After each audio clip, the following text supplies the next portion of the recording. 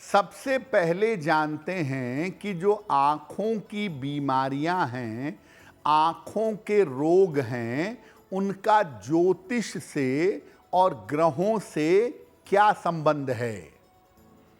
देखिए, आँखें मानव जीवन की सबसे अमूल्य निधि हैं, सबसे अमूल्य चीज़ें हैं। ये व्यक्ति को दुनिया से और लोगों से परिचित करवाती हैं। आँखों का ज्योतिष में दो ग्रहों से सीधा संबंध माना जाता है, जो दो प्रकाश के ग्रह हैं, सूर्य और चंद्रमा। इसके अलावा कहीं कहीं शुक्र को भी नेत्रों से संबंधित माना जाता है। हालांकि शुक्र आँखों की रोशनी का नहीं, आँखों के लेंस का स्वामी है। कुंडली का दूसरा और 12वां भाव आँखों का होता है। इसमें भी जो दूसरा भाव है, दूसरा खाना है, ये आँखों को ज़्यादा गहराई से प्रभावित करता है। कुंडली का दूसरा भाव और सूर्य दाहिनी आँख से संबंध रखते हैं, जबकि 12वां भाव और चंद्रमा बाईं आँख से संबंध रखते हैं।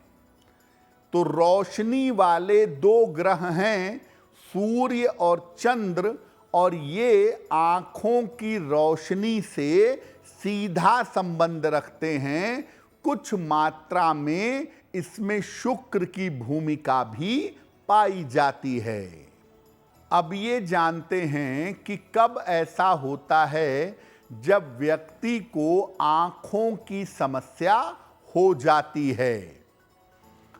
कुंडली के दूसरे भाव में या द्वादश भाव में, दूसरे खाने में या 12वें खाने में अगर पाप ग्रह पहुंच गए तो आँखों में दिक्कत होगी।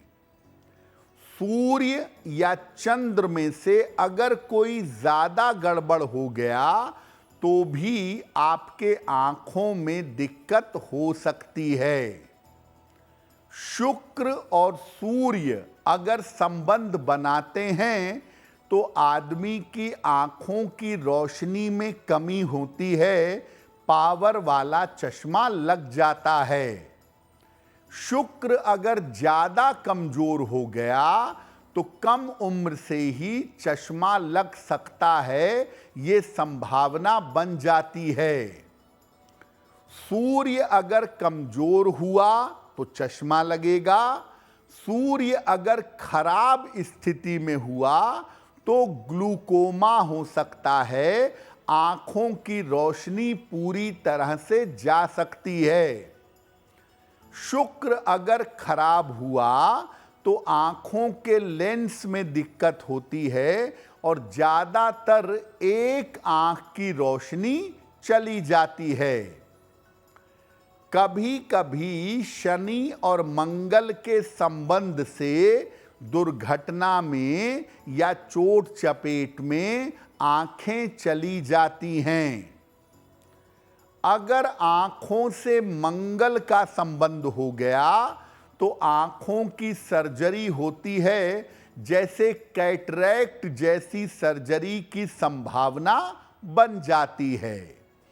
तो मुख्यतः दूसरा भाव और 12वां भाव गड़बड़ हो जाए, सूर्य या शुक्र ज़्यादा गड़बड़ हो जाएं, सूर्य और चंद्रमा की स्थिति ज़्यादा निगेटिव हो जाए तो आँखों में दिक्कत हो सकती है। दो तरह की दिक्कत हो सकती है, एक आँखें कमज़ोर हों, चश्मा लग जाए, जो सामान्य बात है, और एक आँखों में भयंकर समस्या हो जिसकी वजह से आँखों की रोशनी चली जाए।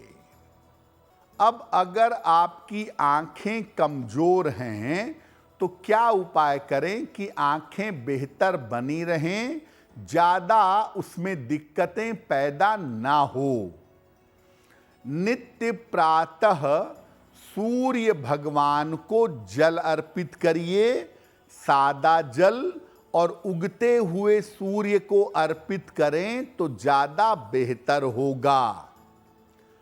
कच्चे गाजर और सलाद का प्रयोग करें। सलाह लेकर के एक माणिक्य धारण करें। नियमित रूप से त्राटक का अभ्यास करें। कोई एक बिंदु सफेद रंग पर बना करके उस बिंदु पर अपनी नेत्र ज्योति टिकाने का प्रयास करें। खाली पेट बिल्कुल मत रहें और अपने दांतों को नाखून से मत काटिए। अगर इन बातों का ध्यान रखें, आपकी आंखें कमजोर हैं तो आंखें बेहतर होनी शुरू हो जाएंगी। एक बड़ी महत्वपूर्ण बात आपको बता दें कि अगर आंखों की रोशनी घट रही है या आंखों की रोशनी जाने की संभावना है तो उसके लिए चाक्षुषी स्तोत्र का पाठ किया जाता है। सुबह के समय सामने जल रख करके 3 बार चाक्षुषी स्तोत्र का पाठ किया जाता है और उसके बाद उस शुद्ध जल से अपनी आंखों को धोया जाता है। ऐसा करने से निश्चित रूप से आंखों की रोशनी की स्थिति में सुधार होने की संभावना बन जाती है। अगर आप मुझसे जुड़ करके अपनी समस्याओं का समाधान चाहते हैं और चाहते हैं कि आपकी समस्याओं को ज्योतिष के माध्यम से सुलझाया जाए तो आप हमसे संपर्क कर सकते हैं, जुड़ सकते हैं एस्ट्रो तक पर।